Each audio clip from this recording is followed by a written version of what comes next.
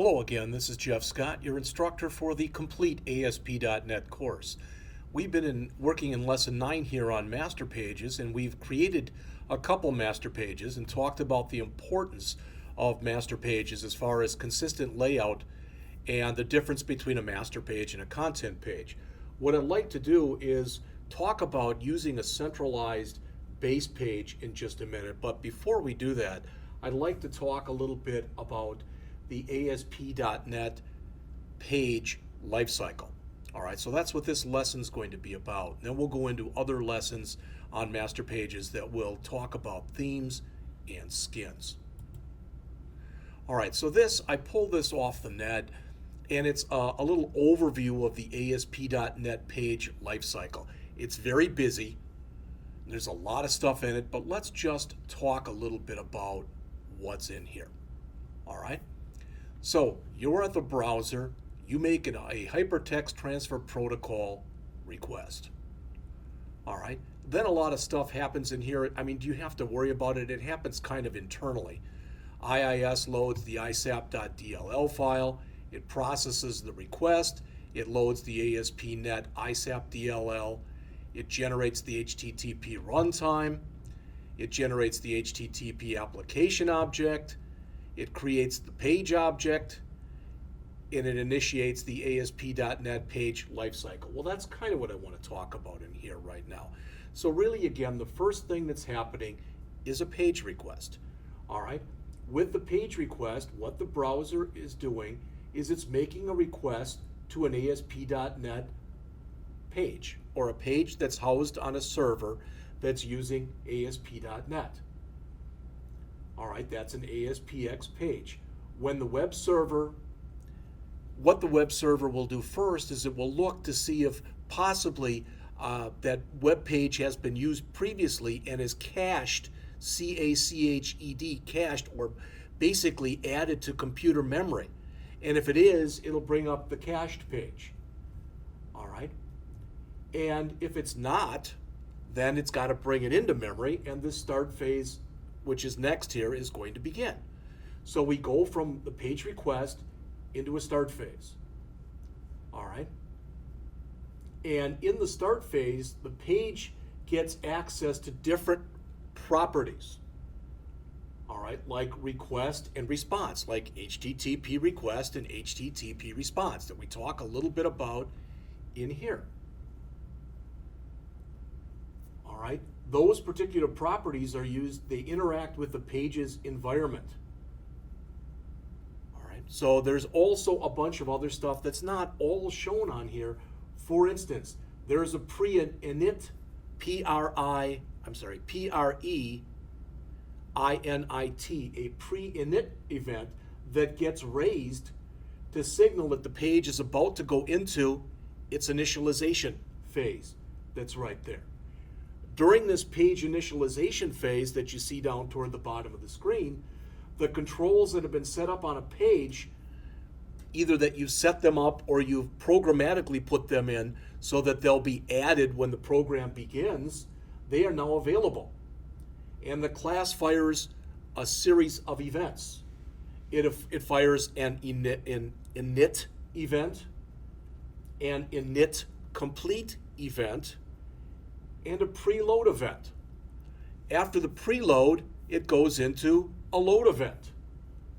During the load event, the control properties are loaded from view state, which we've looked at a little bit, but basically look at it kind of as being an array or a collection of things that are available that the system keeps track of. So the control properties are loaded from view state, all right? And if there's a postback, so in other words, when we talk postback, what we're saying is, as an example, you've got a drop-down list of states, and you put in there you live in the state of New York, but you accidentally put in New Jersey. All right, so you go down to the drop-down list, and you, instead of New Jersey, you select New York. When you do that, that will fire an event that will be posted or put back to the server, because the server will have to be able to deal with it.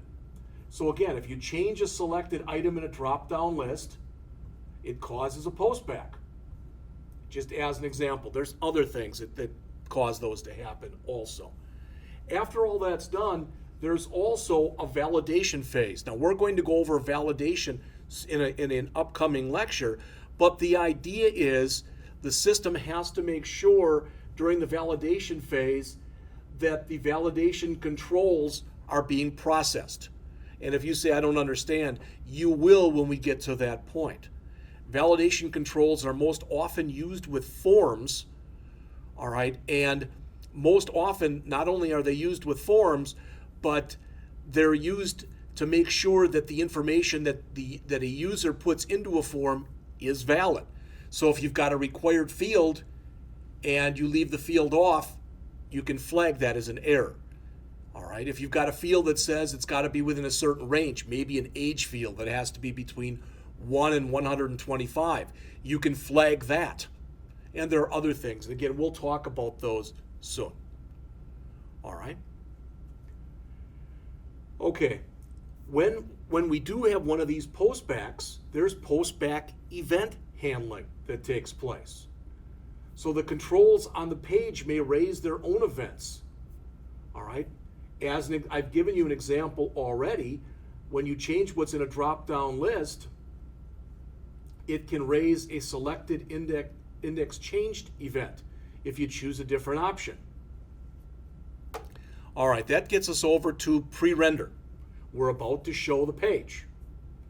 All right, because pre-render gets us to render. And when in the rendering state, the controls and the page itself are going to output whatever HTML they have to the browser.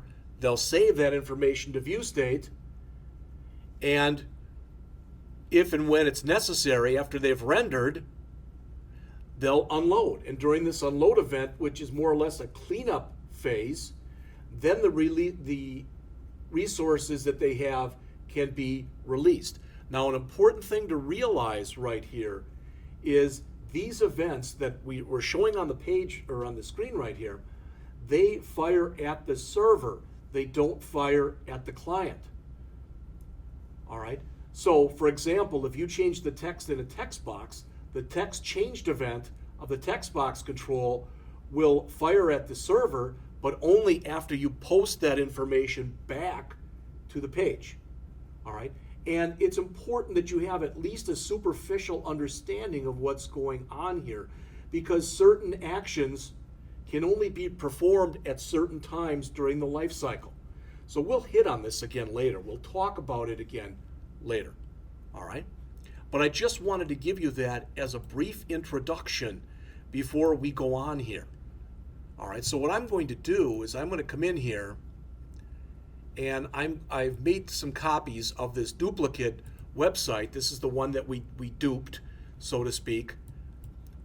All right, and I want to come in and I want to add something.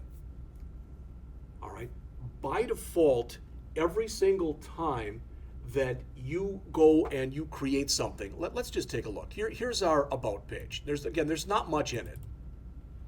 All right, and we don't really even care about what's in this, but I want to look for a second at the code that's in here.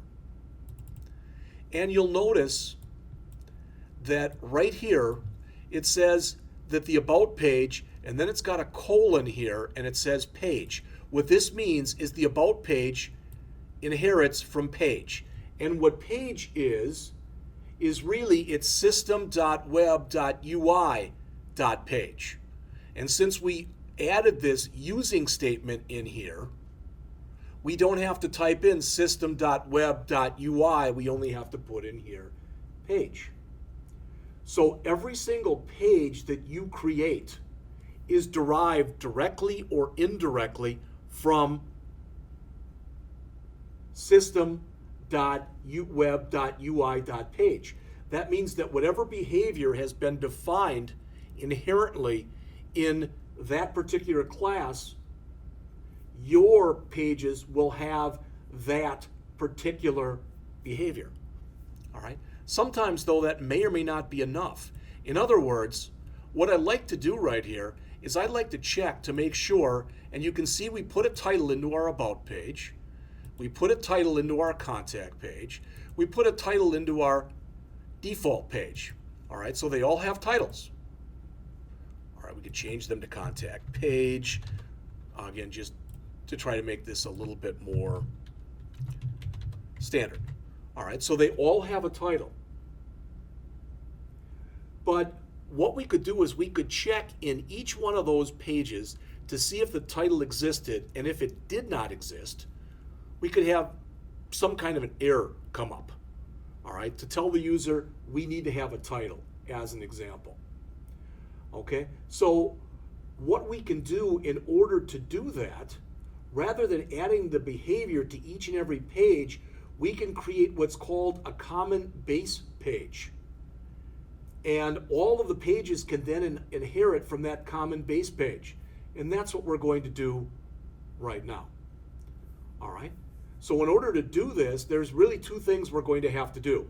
We're going to have to create a new class inside of our app code here. We're going to have to create a new class in there that inherits from system.web.ui.page.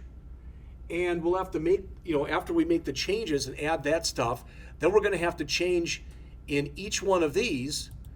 Rather than having it inherit from page, we'll have it inherit from the new thing, so to speak, that we're about to add.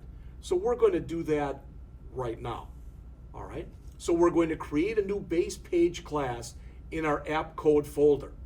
All right? The purpose of this will be, again, to check to see whether or not we've actually put a title into this.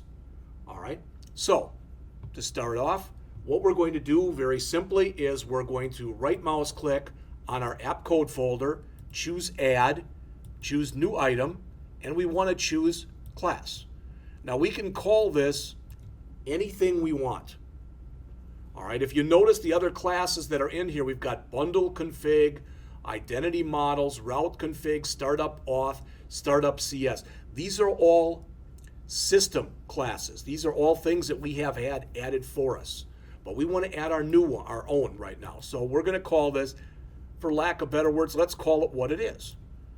All right, we're about to create a new base page, so we'll call the class basepage.cs. All right, so we're going to put that in right here and now. All right, we don't worry about code in a separate file. These are even grayed out for right now because this is just going to be code. All right, so we're going to add this. And we get this stuff by default here. Okay, these are basically all namespaces that we're bringing in. We bring in that kind of information. We bring in that stuff that you see right there, and we bring it in so that that stuff and everything that exists under system.link, system.web, system.collections.generic, and system, all that stuff is available to our program directly. All right? So we call this base page, and we want to make sure that our base page class inherits from system.web.ui.page. And you may or may not have noticed, but all that stuff was available for us under the IntelliSense. All right? So we're going to add the information right here. And what we want to add, and don't worry if you don't understand this stuff right now, but basically what we want to say is before we render this, check to see whether or not the title is empty or null. And if it is, throw an exception. All right? And if it's not, let it, for lack of better words, let it go on its merry way. Okay? Now, when we did this, and I made a mistake here, when we did this, the system added right here something that's called a constructor. Remember, the constructor is the same name as the class itself. We'll put something into the constructor, but we'll do that momentarily. For right now, let's put in this.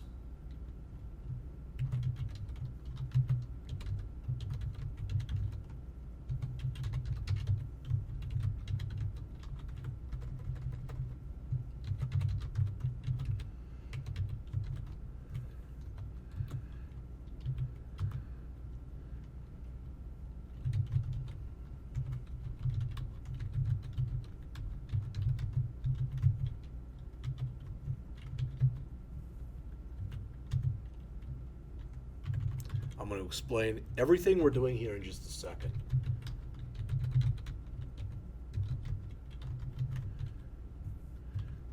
2 equal signs.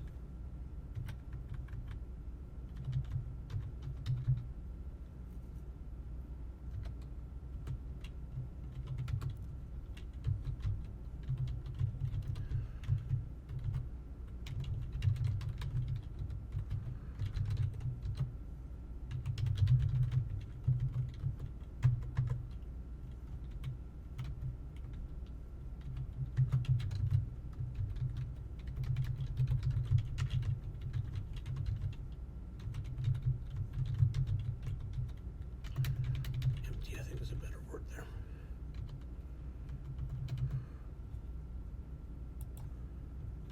Again, we're going to come back and take a look at all of this in just a minute.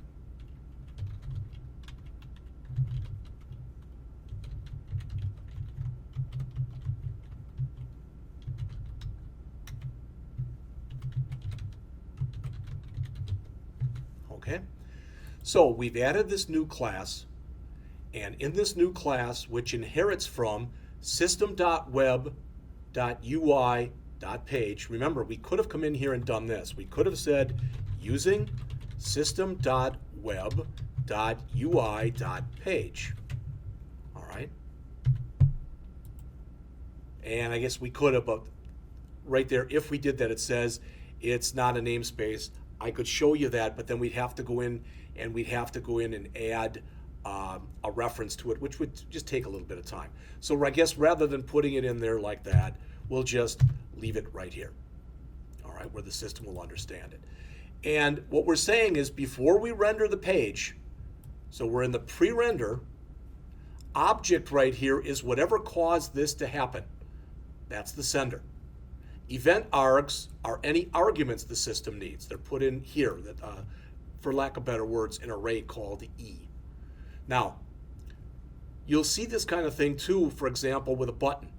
For the click event, it'll say object sender, and that's who clicked the button, and any event arguments. Much of the time, the event args is going to be empty.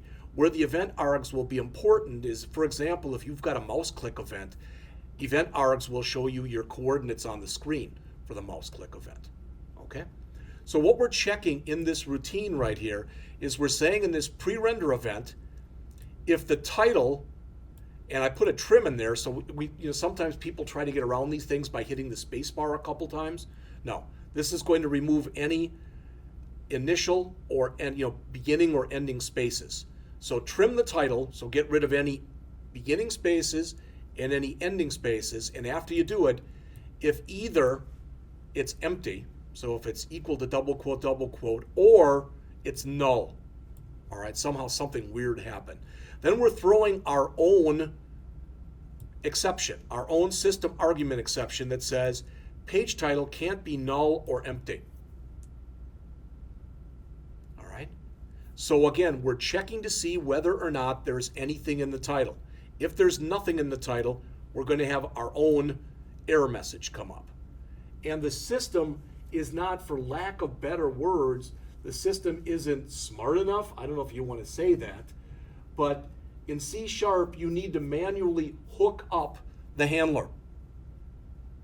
So this says that when you start the routine, hook up the handler to it. That's exactly what we're doing. So I'm going to save this, and again, that's inside of, so base page is what I just added right here inside of app code. I really don't need this anymore. All right, I really don't need it anymore. But now what I do want to say is, instead of having this inherit from page, I want it to inherit from base page. And you see again, the IntelliSense picks that up. So I want to put that in there and save. Oops. I want to put it in about.aspx, and it goes in the C# file. So I want to put it in my about. I have to put it in my contact, and I have to put that into my default. Now, if we did it right, and I run the program again, so I'll run it from default, you're not going to see any difference. There'll be nothing at all that's different. All right, so I'm in my default page, looks the same. Go to the about page, looks the same. Go to the contact page, everything's cool. All right, So you might say, that's fine, Jeff, then why did you do it? I want to show you that right now. All right, I'm going to go back to my About page, and in the actual About page, not in the C# file, all right, but in the actual ASPX file, I'm going to remove that title. And then I'm going to attempt by doing a Control and then hitting the F5 key to run the page. Notice what I get. This is my error. Page title can't be null or empty. It shows me the code in which that happened. All right. And it says, page title cannot be null or empty. This is my exception that I threw. All right. And it's inside of the About page. You'll notice if I come back here, whoops, and I re-add About page, I could really put anything there because that's all it's looking for. But if I do a Control F5, everything's fine again. All right. So again, by default, every page in a website inherits from system.web.ui.page. All right. And what we wanted to do was we wanted to change that, and we wanted to set it up so that we were able to go and make a change in one place and have that change be cascaded to all of our other pages. All right? So that's about all I wanted to talk about right now. In the next lesson, we're going to talk about themes, and the following lesson we'll talk about skins, and that'll pretty much put to rest talking about master pages and things that are kind of subsets or whatever, things related directly or indirectly to master pages.